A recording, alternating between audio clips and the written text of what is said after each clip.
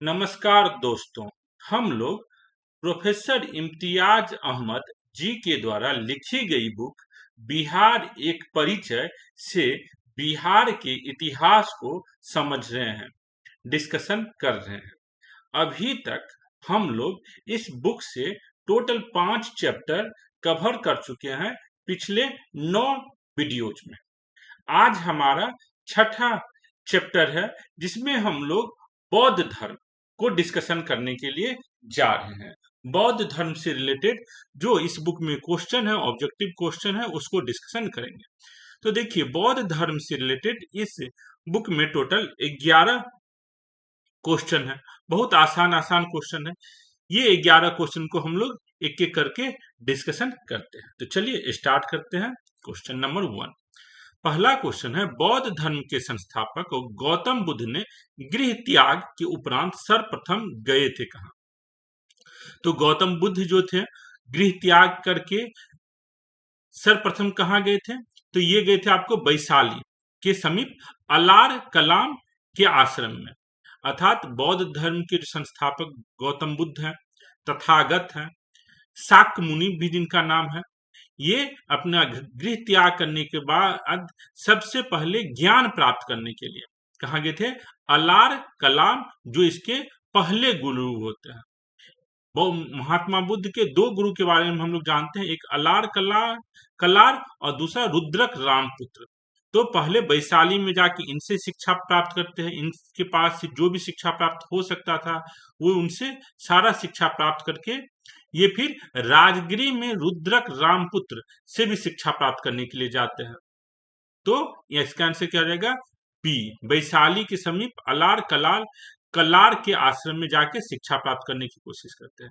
उन्होंने गृह त्याग कब किया था? तो 30 वर्ष की आयु में गौतम बुद्ध ने गृह त्याग किया था। 30 वर्ष की आयु में गौतम बुद्ध ने गृह त्याग किया था। तो इसका आंसर क्या रहेगा? बी। तो हम लोग देखते हैं थोड़ा सा क्वेश्चन देखें। नहीं, यहाँ पर मैंने थोड़ा सा जो पॉइंट होता है, ये गौतम बुद्ध ने गृह त्याग किया है आपको 29 साल की एज में। ये करेक्ट कर लीजिएगा, गौतम बुद्ध जो है 29 साल की एज में गृह त्याग किए हैं। हम लोग थोड़ा सा गौतम बुद्ध के बारे में थोड़ा सा डिस्कशन कर लेते हैं, बेसिक इंफॉर्मेशन। इनका जन्म कब है? 563 बीसी में। कहाँ पर? तो लुम्बिनी गांव में कपिल वस्तु के निकट। और ये अभी कहाँ पर ये जगह है? नेपाल में है। इनके बचपन का नाम क्या था? गौतम या सिद्धार्थ। ये किस वंश के थे? तो शाक्य वंश के थे, इसलिए इनको शाक्य मुनि भी कहा जाता है। इनके पिता का क्या नाम था? सुदोधन। गौतम बुद्ध के पिता का क्या नाम था? सुदोधन। इनकी माँ का क्या नाम था? माया देवी या महामाया भी इनका नाम है। जब गौतम बुद्ध केवल 7 दिन के थे तो इनकी माता का मौत हो जाता है, 7 days आफ्टर गिविंग बर्थ। और इनकी माता जो है ये कोलिय वंश की थी, कोलिय वंश की थी। गौतम बुद्ध की पत्नी का क्या नाम है? यशोधरा। और भी नाम क्या है यशोधरा का? गोपा, भीमा, बिंबा। गोपा, बिंबा इस नाम से भी जानी जाती है यशोधरा, लेकिन सबसे ज्यादा फेमस नाम क्या है? यशोधरा। कितने साल में गौतम बुद्ध का शादी हुआ था? तो 16 साल की। इनके बेटे का क्या नाम था? राहुल। Childhood name Siddharth. प्रछन्न भी इनका नाम है। और ये 29 साल की एज में घर से गृह त्याग किए थे। महावीर 30 साल की एज में गृह त्याग किए थे, और गौतम बुद्ध जो है आपको 29 साल की एज में गृह त्याग किए थे, कंथक घोड़ा पे बैठ के। जिसके जो घोड़ा का जो चैरेटर था, घोड़ा चालक जो था, उसका नाम क्या था? छंदक। तो इसके जो पहले गुरु थे वो कौन थे? अलार कलमा, जो समख्या फिलॉसफी के आचार्य थे। समख्या फिलॉसफी के आचार्य थे। उनसे कहा ज्ञान प्राप्त किए? वैशाली में। रुद्रक रामपुत्र भी इसके दूसरे टीचर होते हैं जिनसे वो ज्ञान कहाँ प्राप्त करते हैं? तो राजगीर में। तो ये कुछ इंफॉर्मेशन है, हम लोग देखें यहाँ पर। और भी जरूरत जैसे जैसे क्वेश्चन कौन सा पड़ेगा हम लोग देखेंगे। तो देखिए, गौतम बुद्ध को कहाँ कौंडिन्य और 5 ब्राह्मण मिले? तो यहाँ पर क्वेश्चन में जो 5 ब्राह्मण है, ये 4 ब्राह्मण होना चाहिए। अर्थात कौंडिन्य को मिला के 5 ब्राह्मण है। तो गौतम बुद्ध को कहां पर कौंडिन्य और 4 ब्राह्मण मिले? तो इसका आंसर क्या होगा? उरुबेला। महात्मा बुद्ध के साथी, जिनके साथ गौतम बुद्ध जो है पहले पहले क्या कर रहे हैं, ज्ञान प्राप्त, सही सत्य क्या है संसार का उसको खोजने की कोशिश कर रहे हैं। तो यही कौंडिन्य और चार साथी हैं। ये चार प्लस कौंडिन्य अर्थात पांच, टोटल पांच के साथ मिलके गौतम बुद्ध ज्ञान प्राप्ति की, सत्य की खोज कर रहे थे। उसके बाद ये पांचों जो है गौतम बुद्ध का साथ छोड़ देते हैं, जब गौतम बुद्ध जो है आपको गया में बैठ के, उरुबेला में बैठ के तपस्या करना शुरू कर देते हैं। लेकिन जब गौतम बुद्ध को ज्ञान प्राप्त हो जाता है तो गौतम बुद्ध इसी पांचों अपने पहले साथी को ही सारनाथ में पहला प्रवचन भी देते हैं। तो ये कौंडिन्य उसमें सबसे प्रमुख साथी था। कौंडिन्य जो है महात्मा बुद्ध का पहला शिष्य भी बना। तो इसका आंसर क्या आ जाएगा, गौतम बुद्ध को कहां पर कौंडिन्य और पांच ब्राह्मण मिले, तो उरुबेला बौद्ध गया में। हम लोग कौंडिन्य को देख लेते। देखिए कौंडिन्य हम यहाँ पर है, गृह त्याग के पश्चात ज्ञान की खोज में गौतम बुद्ध अलार कलाम एवं रुद्रक रामपुत्र जैसे आचार्यों के पास गए, परंतु उन्हें संतोष नहीं मिला। हम लोग अभी डिस्कशन किए थे, जो अलार कलाम उसके पहले गुरु वैशाली में थे और रुद्रक रामपुत्र राजगीर में इसके गुरु बने। उसके बाद कौंडिन्य, बप्पा, भदिया, महानमा और अस्सागी जैसे पांच ब्राह्मणों के साथ घोर तपस्या की। उसके बाद जो कौंडिन्य, बप्पा, भादिया, महानमा, असागी ये पांच ब्राह्मण थे जिसके साथ ये मिलकर घोर तपस्या किए। ज्ञान प्राप्त न होने पर तपस्या त्यागी और सुजाता नामक कन्या के हाथों भोजन ग्रहण किया। इस कारण इन पांचों ब्राह्मणों ने उसका साथ छोड़ दिया। ज्ञान प्राप्ति के पश्चात बौद्ध गया में ही तपस्वी भल्लिक नामक दो बंजारों को सर्वप्रथम अपना शिष्य बनाया। ये भी नाम याद रखिएगा, बहुत कम जगह मिलता है ये नाम, ये इंफॉर्मेशन, तपस्वी एंड भल्लू, तपस्वी एंड भल्लिक दो बंजारे को ये गया में ही अपना शिष्य बनाए थे। और सबसे पहले गया से ज्ञान प्राप्त करने के बाद ये ऋषिपत्तनम सारनाथ में गए। वहां पर उरुबेला में छूटे हुए, यही क्वेश्चन था कहां पे इनके साथी इनसे मिले थे, तो उरुबेला जो बौद्ध गया में एक गांव है जहां पर महात्मा बुद्ध को ज्ञान प्राप्ति हुआ था, यहीं पे लिखा।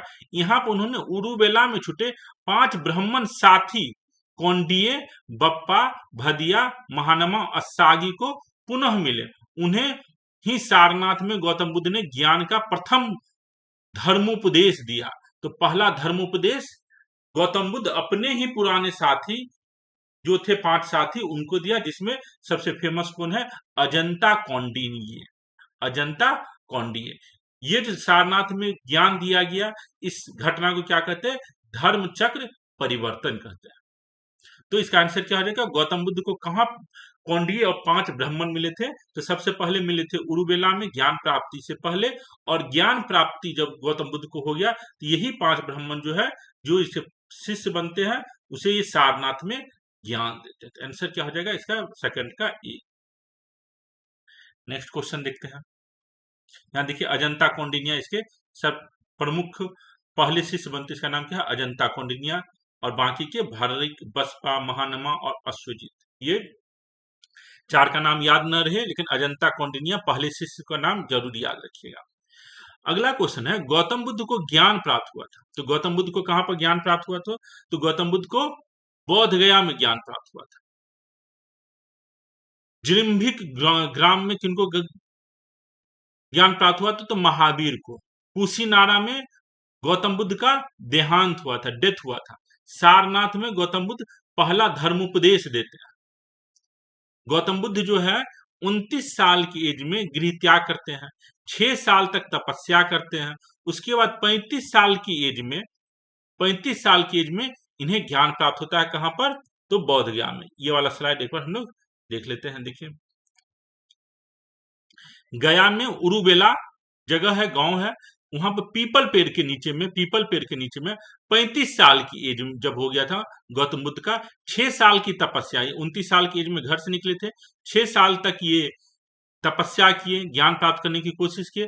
फिर उरुबेला नामक गांव में, गया में पीपल पेड़ के नीचे वैशाख पूर्णिमा के दिन, वैशाख पूर्णिमा के दिन निरंजना नदी के किनारे गौतम बुद्ध को ज्ञान प्राप्त हुआ था। और महावीर को कहां हुआ था, केवल्य। महावीर 30 साल की एज में घर से निकले थे, 12 साल तपस्या किए, गौतम बुद्ध 6 साल साल ट्री के नीचे रिजुपालिका रिवर और जृंभिक रिजुपालिका रिवर और जृंभुक जो जगह है उसका नाम है जृंभिक रिवर जम्मू। ये रिजुपालिका रिवर के पास महावीर को ज्ञान प्राप्त हुआ था। तो इस तरीके से हम लोग महात्मा बुद्ध को देखे जो ज्ञान कहाँ प्राप्त हुआ, उरुबेला में 35 साल की एज में 6 साल की तपस्या करने के बाद बैसाख पूर्णिमा के दिन पीपल पेड़ के नीचे। तो गौतम बुद्ध को कहाँ प्राप्त हुआ था ज्ञान, तो गया में जृंभिक ग्राम में किनको ज्ञान प्राप्त हुआ था, महावीर को। कुशीनारा में गौतम बुद्ध का देहांत हुआ था। सारनाथ में धर्म चक्र परिवर्तन की घटना हुई है। पहले 5 शिष्य को ये जो है पहले 5 शिष्य को धर्मोपदेश देते हैं। तो थर्ड का आंसर क्या हो जाएगा, ए। ठीक है, ये हम लोग डिस्कशन कर लिए हैं। उसके बाद गौतम बुद्ध को किस नदी के किनारे ज्ञान प्राप्त हुआ, तो गौतम बुद्ध को निरंजना नदी के किनारे ज्ञान प्राप्त हुआ था। उन्हें ज्ञान की प्राप्ति बोध गया में उरुबेला जगह निरंजना नदी के किनारे पीपल पेड़ के नीचे बैसाख पूर्णिमा के दिन प्राप्त हुआ था ज्ञान। नेक्स्ट, राजगृह में आयोजित प्रथम बौद्ध संगति में कौन सा कार्य हुआ, तो देखिए राजगीर में जो महात्मा बुद्ध के देहांत के बाद जो पहला बौद्ध संगति हुआ उसमें क्या काम हुआ है, तो बुद्ध की शिक्षाओं का संकलन सुत्त पिटक और विनय पिटक में हुआ। बौद्ध धर्म 2 भागों स्थाविर और महासंघिक के रूप में विभाजित हुआ। तो ये बौद्ध धर्म जो है 2 भाग में कब विभाजित हुआ है, बौद्ध के द्वितीय बौद्ध संगति में। बौद्ध की 4 बौद्ध संगतियां हैं, जो 3 बौद्ध संगतियां बिहार में है। पहला कहां पर है, आपको राजगीर में बौद्ध संगति हुआ, दूसरा वैशाली में और तीसरा पाटलिपुत्रा में। तो ये जो 3 बौद्ध संगति जो बिहार में हुई है उस पर हमको क्वेश्चन है, उसकी बातें हमको समझनी है। चौथी बौद्ध संगति कश्मीर में होता है, उसको हम लोग नहीं इस क्वेश्चन के सीरीज में डिस्कशन करेंगे। हम लोग 3 बौद्ध संगति को अच्छी तरीके से समझेंगे, उसकी क्या उपलब्धि थी। तो प्रथम बौद्ध संगति में क्या होता है, आपको बौद्ध की शिक्षाओं का संकलन सुत्त पिटक और विनय पिटक होता है। तो विनय पिटक में संकलन कौन करता है, बी फॉर विनय। तो विनय पिटक का संकलन करता है उपाली, बी फॉर विनय और यू फॉर उपाली। तो इसे याद रख सकते हैं। विनय पिटक का संकलन किसने किया है, उपाली ने किया। सुत्त पिटक का संकलन किसने किया है, आनंद ने किया। तो ये सुत्त पिटक और विनय पिटक जो है आपको कब संकलित किया गया है, तो प्रथम बौद्ध संगति। प्रथम बौद्ध संगति कहाँ हुआ था, तो राजगीर में हुआ था। राजगीर में हुआ था। उस समय कौन राजा था, तो अजात शत्रु राजा था। तो हम लोग थोड़ा सा प्रथम बौद्ध संगति को देख लेते हैं। बौद्ध संगति 483 ईसा पूर्व में गौतम बुद्ध के निर्वाण प्राप्ति के कुछ समय पश्चात। कहां पर, तो बिहार में राजगीर में सप्तर्णी गुफा में शासक कौन था, अजात शत्रु। और किसकी अध्यक्षता में हुआ, तो महाकश्यप। और इसमें इस बौद्ध संगति की उपलब्धि क्या थी, तो गौतम बुद्ध के शिष्य उपाली ने स्मृति के आधार पर संघों के नियम का पाठ किया, जिसे विनय पिटक कहते हैं। विनय पिटक का संकलन किसने किया, उपाली ने किया। बुद्ध के एक अन्य शिष्य आनंद ने सुत्त तथा आचरण के विषयों पर बुद्ध के उपदेशों को सुनाया, जिसे सुत्त पिटक के नाम से जाना जाता है। तो प्रथम बौद्ध संगति जो 483 ईस्वी में महात्मा बुद्ध के देहांत के कुछ समय के बाद हुआ, कहां पर हुआ, तो राजगीर के सप्तर्णी गुफा में हुआ। शासक कौन था, तो हर्यक वंश का अजात शत्रु शासक था। अध्यक्ष कौन था, तो महाकश्यप था। तो इसमें जो ऑप्शन में है, जो गौतम बौद्ध धर्म 2 भागों में विभाजित हुआ, तो प्रथम बौद्ध संगति में 2 भागों में विभाजित नहीं हुआ था। ये आपको द्वितीय बौद्ध संगति में होगा। तो ये ऑप्शन ए गलत है। बुद्ध की शिक्षाओं का संकलन सुत्त पिटक और विनय पिटक में हुआ, ये बात एकदम से सही है। तो बी ऑप्शन एकदम सही है। बौद्ध धर्म 2 भागों हीनयान और महायान संप्रदाय में बटा, तो ये गलत है। ये आपको चौथा बौद्ध संगति जो होगा उसमें बौद्ध धर्म जो है हीनयान और महायान संप्रदाय में बटेगा, चौथा बौद्ध संगति में बटेगा। उपयुक्त में से कोई नहीं, तो ये गलत है आंसर, ये ऑप्शन गलत है। तो इसका आंसर क्या हो जाएगा, 5th का बी। प्रथम बौद्ध संगति का आयोजन 483 ईसा पूर्व में हुआ। नेक्स्ट क्वेश्चन देखते, द्वितीय बौद्ध संगति का आयोजन वैशाली में हुआ था। इसमें किए गए कार्य क्या है, तो बौद्ध धर्म 2 भाग अस्थावीर और महासंघिक के रूप में विभाजित हो गया था। तो ये पॉइंट सही है। बुद्ध की शिक्षाओं का संकलन सुत और विनय पिटक में हुआ। तो ये हम लोग देख चुके हैं, बुद्ध की शिक्षाओं का संकलन प्रथम बौद्ध संगति में ही हो गया था। कुछ कठोर नियम बनाए गए और अभिधम्म पिटक का संकलन। अभिधम्म पिटक का संकलन तृतीय बौद्ध संगति अशोक के टाइम पीरियड में होता है। उपयुक्त में से कोई नहीं, ये भी गलत। इसका आंसर क्या रहेगा? ए। द्वितीय बौद्ध संगति जो है महात्मा बुद्ध के मरने के 100 साल के बाद वैशाली में कालाशोक के टाइम पीरियड में होता है। कालाशोक के टाइम पीरियड में होता है, जो शिशुनाग वंश का राजा है। तो इसको हम लोग देखते हैं। द्वितीय बौद्ध संगति कब है? 383 ईसा पूर्व, बुद्ध के मरने के 100 साल के बाद। कहां पर? चुलबग वैशाली में। शासक कौन था? कालाशोक। किस वंश का? शिशुनाग वंश का। अध्यक्ष कौन था? सवाकामी। इसका नाम है, अध्यक्ष का नाम सवाकामी है।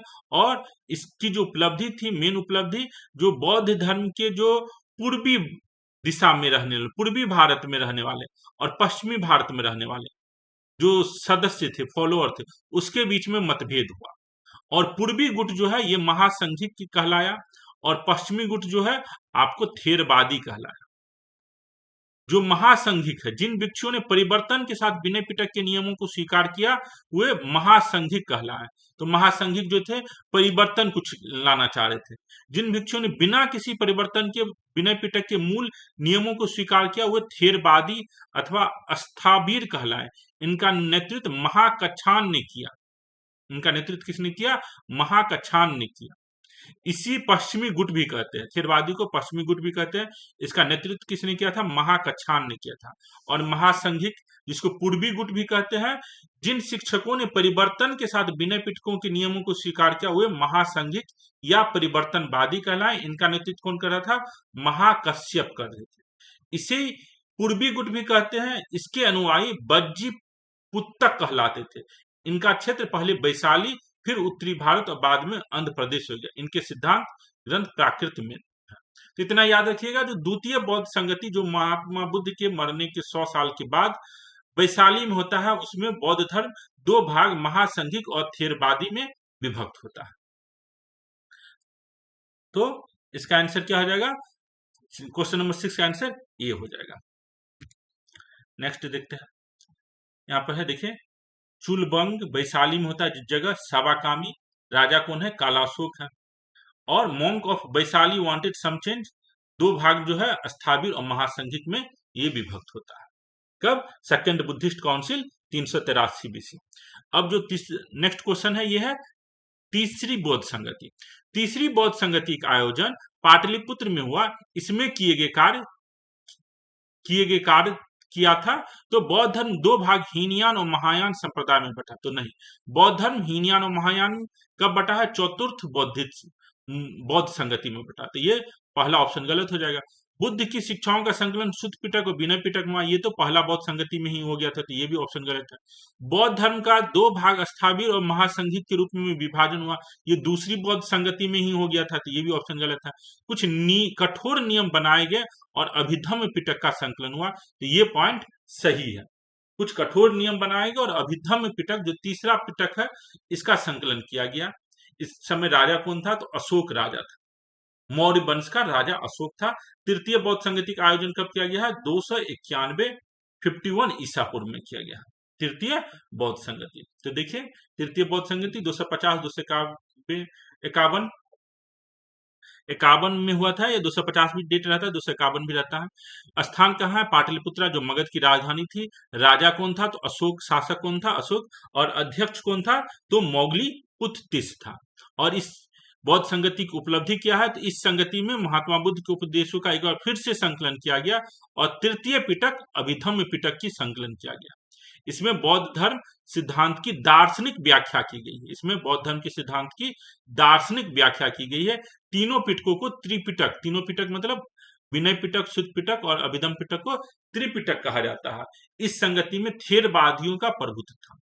जो थेरवादी और महासंघिक में बौद्ध धर्म दो भाग में बटा था। द्वितीय बौद्ध संगति में ये जो थे, अभी तीसरा बौद्ध संगति हुआ अशोक के टाइम पीरियड में, इसमें थेरवादियों का प्रभुत्व था। तो इसका आंसर क्या हो जाएगा? तृतीय बौद्ध संगति का आयोजन पाटलिपुत्र में हुआ। इसमें किए गए कार्य है जो कुछ कठोर नियम बनाए गए और अभिधम पिटक का संकलन हुआ। तो ऑप्शन 7 का क्या हो जाएगा? वो ऑप्शन डी हो जाएगा। तो थर्ड बुद्धिस्ट काउंसिल जो है आपको किसके कहां पर हुआ है? पाटलिपुत्र में हुआ है। चेयरमैन कौन थे? अध्यक्ष कौन थे? तो मौग्लीपुत्र तिस। और राजा कौन था? अशोक था। अभिधम पिटक में अभिधम पिटक का संकलन किया गया। ठीक है, अब देखते हैं अगला क्वेश्चन है, निम्नलिखित में से किस नगर से महात्मा बुद्ध का घनिष्ठ संबंध रहा? तो देखिए, बोध गया से तो घनिष्ठ संबंध है क्योंकि यहीं पर उन्हें ज्ञान प्राप्त हुआ है। राजगीर में भी इनका संबंध है क्योंकि राजगीर में ही ये बिंबिसार, बिंबिसार जो हर्यक वंश का राजा है, बुद्ध का मित्र है। राजगीर मगध की राजधानी भी थी। राजगीर मगध की राजधानी थी। बिंबिसार को जो है महात्मा बुद्ध अपना शिष्य राजगीर में ही बनाता है। राजगीर में महात्मा बुद्ध को एक वन, उपवन जो है बिंबिसार गिफ्ट करता है। उसके बाद राजगीर में अपना उपदेश भी देता है, अर्थात सारनाथ में पहला उपदेश महात्मा बुद्ध देते हैं। महात्मा बुद्ध अपना पहला उपदेश सारनाथ में हिरन पार्क में देते हैं। आखिरी उपदेश महात्मा बुद्ध वैशाली में देते हैं। महात्मा बुद्ध का आखिरी उपदेश जो है वैशाली में। दूसरा उपदेश महात्मा बुद्ध का राजगीर में है। तो याद रखिएगा, पहला महात्मा बुद्ध का उपदेश कहां पर है? तो सारनाथ में है। आखिरी कहां पर है? वैशाली में है। लेकिन दूसरा जो महात्मा बुद्ध का उपदेश है वह कहां पर था? राजगीर में। महात्मा बुद्ध के जो दूसरे गुरु थे रुद्रक रामपुत्र, उनसे उन्होंने ज्ञान कहां प्राप्त किया था? तो राजगीर में ही ज्ञान प्राप्त किया था। और तो राजगीर से भी महात्मा बुद्ध का कनेक्शन है। उसके बाद वैशाली, वैशाली भी इंपॉर्टेंट जगह है बुद्ध धर्म के लिए क्योंकि आखिरी जो धर्म महात्मा बुद्ध का प्रवचन हुए कहां पर है? वैशाली में। वैशाली में ही महात्मा बुद्ध घोषणा करते हैं जो हम 6 महीने के अंदर में मर जाएंगे। तो अपनी मौत का जो घोषणा महात्मा बुद्ध करते हैं ये भी जो है लगभग में वैशाली में ही है। महात्मा बुद्ध के जो पहले टीचर बनते हैं, महात्मा बुद्ध के जो पहले शिक्षक है अलार कलाल कलार, वे भी कहां पर थे? तो वैशाली में ही थे। तो ये भी जो है आपको, तो तीनों जो जगह है यहाँ पर बौद्ध गया, राजगीर और वैशाली महात्मा बुद्ध के जीवन से कनेक्टेड है। पहले टीचर जो है वैशाली में, दूसरे टीचर राजगीर में और बौद्ध गया में। तो इनको खुद अपनी से ज्ञान प्राप्त हुआ बिना किसी टीचर के बौद्ध गया में। तो तीनों जरूरी है। हम लोग थोड़ा सा देख लेते हैं। देखिए, यहाँ पर वैशाली है, यहाँ राजगीर है और यहाँ बौद्ध गया है। राजगीर और बौद्ध गया आपको दक्षिण बिहार में और वैशाली आपको उत्तरी बिहार में है।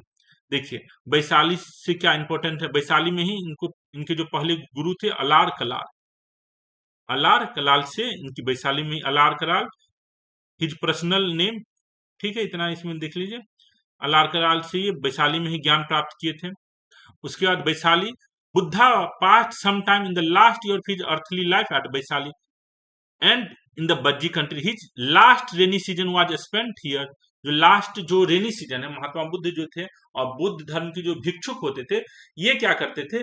वर्षा ऋतु में किसी एक जगह पर रुक जाते थे 3-4 महीने साल के, और बाकी जो 8 महीने हुए ये पूरे बिहार, पूरे यूपी के जो अलग अलग जगह में घूम के प्रवचन दे करते थे, लोगों को उपदेश देते थे। तो वर्षा ऋतु में हर साल कहीं ना कहीं ये रुकते थे। सबसे ज्यादा जैसे रुके हैं आपको श्रावस्ती में। आखिरी जो वर्षा ऋतु उन्होंने बिताया था कहां पर बिताया था? वैशाली में। और वैशाली में ही इन्होंने घोषणा किया था जो हम मरने वाले हैं। Again it was Vaishali that he announced his coming death. तो वैशाली में ही उन्होंने अनाउंस किया था जो उनका मृत्यु होने वाला है। He left this city with a deep sigh, और ये दुख होके अपना दुखी मन से वैशाली से निकले थे और कुशीनगर में इनका देहांत हुआ था। तो ये है वैशाली का इनका कनेक्शन। महात्मा बुद्ध ने पाटलिपुत्र के विनाश के कारणों की भविष्यवाणी की थी, उसमें सम्मिलित था तो बाढ़, अग्नि, आंतरिक कलह, उपयुक्त में से सभी। महात्मा बुद्ध ने बताया था जो पाटलिपुत्र जो है इसका विनाश हो सकता है। जब पाटलिपुत्र नगर बन रहा था, पाटलिपुत्र में किला बनाया जा रहा था, किसके द्वारा? अजात शत्रु के द्वारा बनाया गया था। उसके दो मंत्रियों के द्वारा, अजात शत्रु के आदेश पर उसके दो मंत्रियों के द्वारा पाटलिपुत्र में एक किला बन रहा था। तो महात्मा बुद्ध पाटलिपुत्र से गुजर रहे थे, तो महात्मा बुद्ध ने भविष्यवाणी की जो पाटलिपुत्र एक बहुत बड़ा एक समृद्धशाली शहर बनेगा, लेकिन चांसेज ये है जो इसका विनाश हो सकता है। तो क्या कारण हो सकता है पाटलिपुत्र के विनाश का? तो बाढ़ हो सकता है, अग्नि हो सकता है, या आंतरिक कलह हो सकता है। देखिए यहाँ पर कहानी है, थोड़ा सा देखिए। Pataliputra it appears to according Sanskrit work जर सिंधु एंड वसाकरो वा बस्साकर, बस्साकर जो है जार सिंधु एंड बस्साकर किसका नाम है? दो मंत्री था अजात शत्रु का। अजात शत्रु कौन है? मगध का राजा है। built the city in the near of Buddha death. Buddha passed through the palace, passed through the place on his way to Vaishali. जब महात्मा बुद्ध पटना से होते हुए वैशाली जा रहे थे तो क्या हुआ? And found that there was already a village there and the inhabited has built a sarai और rest house. The two minister just mentioned were building a nagaram. तो जब पटना के रास्ते वैशाली महात्मा बुद्ध जा रहे थे तो अजात शत्रु का जो दो मंत्री था जर सिंधु और बस्साकर, ये महात्मा बुद्ध से मिलते हैं और महात्मा बुद्ध को बताते हैं जो हम लोग यहाँ पर एक शहर बना रहे हैं। तो महात्मा बुद्ध ने प्रिडिक्ट किया, Mahatma Buddha predicted that it would become a great city. Mahatma Buddha ने प्रिडिक्ट किया जो आप लोग जो एक शहर बना रहे हो ये बहुत बड़ा समृद्धशाली शक्तिशाली सिटी बनेगा। But it would be eventually destroyed by fire, water और internal discord। but ये होगा क्या? बाद में हो सकता है it would be eventually destroyed, ये बाद में खत्म हो जाएगा। किसके द्वारा? आग के द्वारा, पानी के द्वारा, या आंतरिक कलह के द्वारा। considering the place, position of the place, the materials of which houses in India are made। तो ये कहानी थी जो महात्मा बुद्ध पटना के नजदीक से वैशाली जब जा रहे थे तो अजात शत्रु के दो मंत्री उससे मिले और वहां पर वो बताया जो हम पाटलिपुत्र नगर बना रहे हैं। तो महात्मा बुद्ध ने आशीर्वाद दिया जो आपका यह शहर बहुत ही मजबूत होगा, बहुत ही शक्तिशाली होगा, लेकिन हो सकता है आग, पानी या आंतरिक कलह से यह शहर बर्बाद हो जाए। तो इसका आंसर क्या आ जाएगा? उपयुक्त में से सही। नेक्स्ट हम लोग देखते हैं।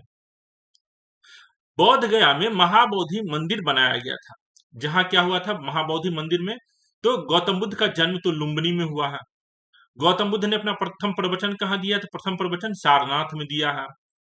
गौतम बुद्ध को ज्ञान प्राप्त हुआ है कहां पर? गया में, उरुवेला गांव में, पीपल पेड़ के नीचे 35 साल के एज में, वैशाख पूर्णिमा के दिन। तो गौतम बुद्ध को क्या प्राप्त हुआ था? ज्ञान प्राप्त हुआ था। महाबोधि मंदिर बनाया गया वहां पर। तो बौद्ध गया में महाबोधि मंदिर बनाया गया जहां गौतम बुद्ध को ज्ञान प्राप्त हुआ है। गौतम बुद्ध की मृत्यु हुई है तो गौतम बुद्ध की मृत्यु कहां पर हुई है? कुशीनारा। कुशीनारा किस महाजनपद में है? तो मल्ल महाजनपद में है। मल्ल महाजनपद में ही महावीर की भी मृत्यु हुई, मल्ल महाजनपद में ही आपको बुद्ध की भी मृत्यु हुई। तो मल्ल महाजनपद की दो राजधानियां, एक कुशीनारा दूसरी पावा। पावा में महावीर का देहांत हुआ और कुशीनारा में किनका देहांत हुआ? आपको बुद्ध का देहांत हुआ। तो गौतम बुद्ध की जो मृत्यु है इसको परिनिर्माण कहते हैं। परिनिर्माण, बुद्धिस्ट धर्म में परिनिर्माण का मतलब होता है मृत्यु, निर्वाण का मतलब होता है ज्ञान प्राप्ति। तो बौद्ध गया में महाबोधि मंदिर बनाया गया जहां गौतम बुद्ध को ज्ञान प्राप्त हुआ था। तो 10 का क्या आंसर हो जाएगा? बी। नेक्स्ट और लास्ट क्वेश्चन है, प्रसिद्ध बौद्ध सारिपुत्र का जन्म हुआ था। तो सारिपुत्र जो है उनका जन्म कहाँ हुआ था? तो ये सारिपुत्र कौन है? देखिए महात्मा बुद्ध के जो प्रमुख 10 शिष्य हैं उसमें से जो टॉप का शिष्य है, जो सबसे प्रिय और सबसे ज्यादा सहयोगी शिष्य हुए, उस शिष्य का नाम है सारिपुत्र, जो महात्मा बुद्ध के साथ हमेशा रहे हैं। महात्मा बुद्ध के मरने से 1 साल पहले ही इनकी मौत हो गई थी। तो सारिपुत्र है। देखिए 10 जो महात्मा बुद्ध के सबसे 10 शिष्य है उसमें सारिपुत्र नंबर 1 है। उसके बाद मोदुलियान है, महाकश्यप है, सुभूतु है, कात्यायन है, अनुरुद्ध है, उपाली है, राहुल है, आनंद है। आनंद तो नाम सुने ही होंगे, आनंद ने ही सुत्त पिटक का संकलन किया है। उपाली ने विनय पिटक का संकलन किया है। लेकिन जो सारिपुत्र थे, जो महात्मा बुद्ध के सबसे ज्यादा प्रिय, सबसे ज्यादा यूजफुल जो शिष्य थे, सबसे ज्यादा ज्ञानी शिष्य थे, जिस शिष्य का एग्जाम्पल महात्मा बुद्ध हर किसी को देते थे, जो आप इनकी तरह बनिए, तो ये है सरिपुत्र। और ये सरिपुत्र कहाँ पर जन्म लिए थे? तो नालंदा में। ये सरिपुत्र की माँ का नाम क्या था? सरी। इन्हीं के नाम पर इनको सरिपुत्र भी कहा जाता था। तो देखिए, सरिपुत्र का ओरिजिनल नाम क्या है? उपत्सिया। उपत्सिया, लेकिन इनको हम लोग सरिपुत्र के नाम से जानते थे, क्योंकि इनकी माँ का नाम था सरी। तो सरिपुत्र, तो समझ में आ गया, सरिपुत्र जो सबसे मेन इनके डिसाइपल थे। तो इस तरीके से हम लोग जो है अपना ये बौद्ध धर्म का जो टॉपिक है प्रोफेसर इम्तियाज अहमद के बुक से कवर कर लिया है। इस वीडियो का जो पीडीएफ है, पीपीटी है, अगर आपको चाहिए तो आप व्हाट्सएप ग्रुप से जुड़ के, टेलीग्राम ग्रुप से जुड़ के प्राप्त कर सकते हैं। देखने के लिए बहुत बहुत धन्यवाद। कोई भी क्वेरी हो, कोई भी फीडबैक हो तो कमेंट करके हमें जरूर बताएं। Thank you.